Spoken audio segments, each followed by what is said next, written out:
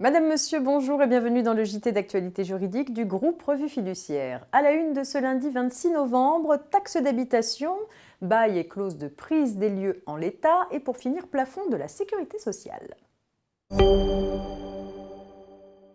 Les redevables de la taxe d'habitation peuvent bénéficier sous certaines conditions de ressources d'un dégrèvement automatique de 30% de leur taxe d'habitation 2018.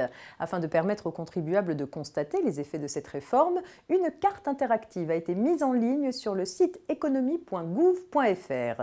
Cette carte permet de découvrir pour chaque commune le montant moyen de taxe d'habitation payé par foyer, le nombre de foyers assujettis à cet impôt, le nombre de ceux qui bénéficient de la baisse de 30% et l'économie moyenne par foyer fiscal. Ces données sont également accessibles par région et par département. Et il est question de bail à présent et plus précisément de la clause de prise des lieux en l'état avec cette affaire. La clause selon laquelle le locataire loue les lieux en l'état n'exonère pas le bailleur de son obligation de délivrance. La Cour de cassation réaffirme la solution dans un arrêt récent. Une fromagerie loue des locaux dépourvus de raccordement au réseau électrique et aux eaux usées. Elle fait réaliser les travaux nécessaires et en demande le remboursement au bailleur. Le bailleur refuse et invoque une clause du bail selon laquelle le locataire prend les locaux en l'état et fait son affaire des démarches et installations nécessaires à l'exercice de l'activité sans pouvoir exiger de travaux du bailleur.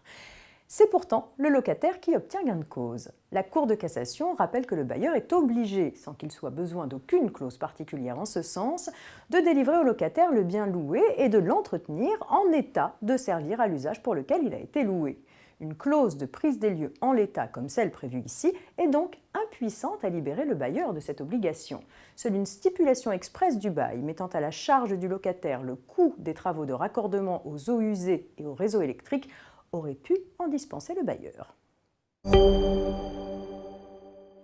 Et on termine avec le plafond de la sécurité sociale. Selon le rapport provisoire de la Commission des comptes de la sécurité sociale relatif aux résultats de 2017 et aux prévisions pour 2018 et 2019, le plafond de la sécurité sociale pour 2019 pourrait s'établir à 40 524 € par an contre 39 732 € actuellement, soit une hausse de 2%. Par mois, le plafond serait donc de 3 377 €. Ce montant reste à confirmer puisque la valeur officielle du plafond est fixée par arrêté, généralement fin novembre ou début décembre.